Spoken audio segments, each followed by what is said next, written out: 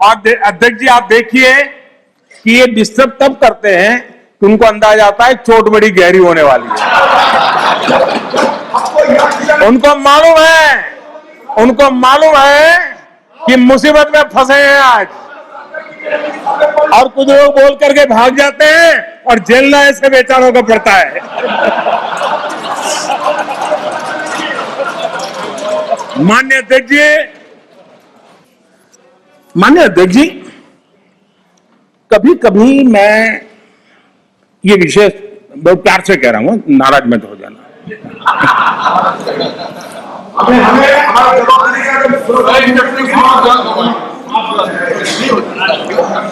मुझे कभी कभी माननीय अध्यक्ष जी ये विचार आता है, उनके बयानों से, उनके कार्यक्रमों से, उनके कर्तृत्व से, जिस प्रकार से आप बोलते हैं, जिस प्रकार से मुद्दों से जुड़ते हैं, ऐसा लगता है कि आपने मन बना लिया है कि 100 साल तक सत्ता में नहीं आना है।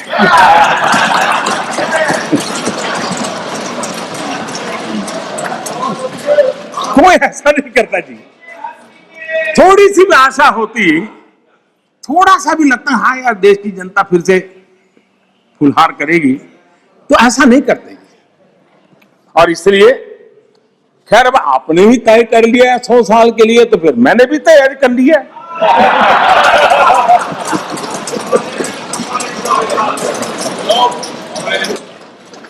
माननीय अध्यक्ष जी, इस सरकार का अंत विरोध करने की जिनको आदत लग गई है, सुबह सुबह शुरू हो जाते हैं। और यहां मैंने देखा हमारे अधीर रंजन जी कह रहे थे क्या रखा है, मोदी मोदी मोदी मोदी करते रहते है, ये भी कर रहे थे। हाँ, सब लोग मोदी मोदी मोदी बोल रहे हैं, हट के बोल रहे हैं।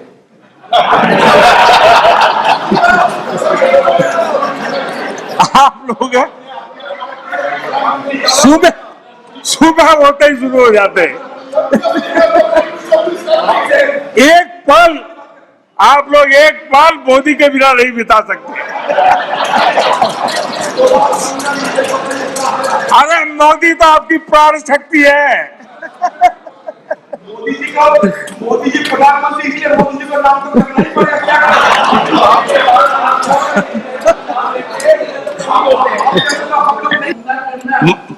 माननीय सदस्य प्लीज, माननीय आप समझाएंगे, आप पूरा सुनो, सब समझाएंगे। सदन में थोड़ी बहुत टोका टोकी तो आवश्यक होती है, जरा गर्मी रहती है, लेकिन जब सीमा के बाहर जाता है तो जरा लगता है कि हमारे साथी ऐसे हैं। माननीय अध्यक्ष जी, उनकी पार्टी के एक एमपी ने चर्चा की शुरुआत की थी और यहां से कुछ छोटा मोटा नोकझोंक चल रहा था, और मैं मेरे कमरे से स्क्रीन पे देख रहा था कि हमारे मंत्री प्रहलाद जी पीछे गए, सबको रोका, और वहां से चैलेंज आई कि अगर हमें रोकोगे तो तुम्हारे नेता का ये हाल करेंगे। क्या इसी का ये हो रहा है क्या? माननीय अध्यक्ष जी, दर्शन करने का मौका मिलेगा। माननीय अध्यक्ष जी, रह नहीं जा सकता, कम से कम आपको हर एक को अपना सीआर सुधारने की कोशिश तो करनी चाहिए, और मैं मानता हूं जितना किया है उससे आपका सीआर ठीक हो गया है। जिन लोगों को रजिस्टर करना है, आपके इस पराक्रम को कर लिया है जी, ज्यादा क्यों कर रहे हो? इस सत्र में तो कोई आपको नहीं निकालेगा, विश्वास करो। इस सत्र में आपको कोई निकालने का नहीं, मैं आपको गारंटी देता हूं।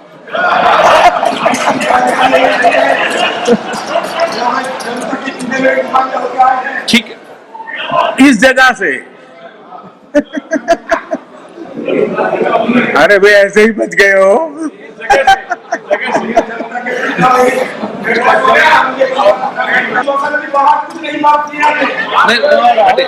माननीय अध्यक्ष जी, तमिलनाडु आखिर में 1962 में यानी करीब 60 साल पहले आपको मौका मिला था। तेलंगाना बनाने का श्रेय लेते हैं, लेकिन तेलंगाना बनने के बाद भी वहां की जनता ने आपको स्वीकार नहीं किया। झारखंड का जन्म हुआ, 20 साल हो गए, पूर्ण रूप से कांग्रेस को स्वीकारते नहीं है, पिछले दरवाजे से वो घुसने का प्रयास करते हैं। माननीय अध्यक्ष जी, सवाल चुनाव नतीजों का नहीं है,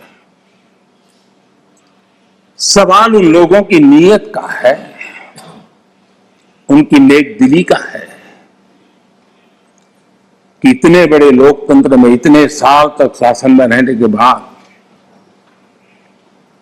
देश की जनता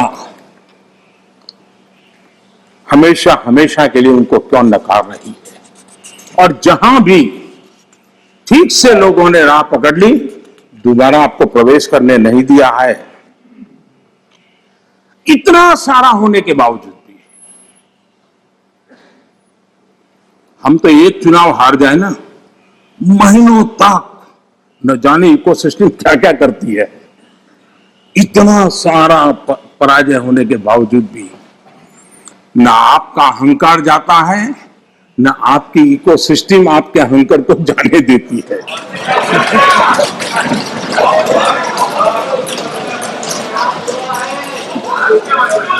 सुनिए, इस बार अजय रंजन जी बहुत सारे शेर सुना रहे थे। चलिए मौका मैं भी ले लूं।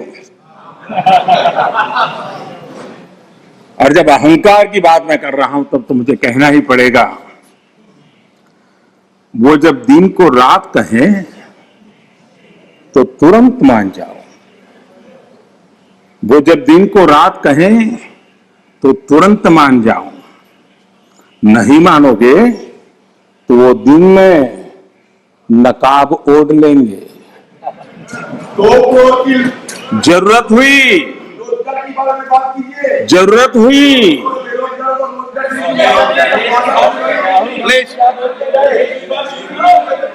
आप जरूरत हुई तो हकीकत को थोड़ा बहुत मरोड़ लेंगे। वो मगरूर है, खुद की समझ पर बेइंतहा। उन्हें आईना मत दिखाओ, इन्हें आईना मत दिखाओ, वो आईने को भी तोड़ देंगे।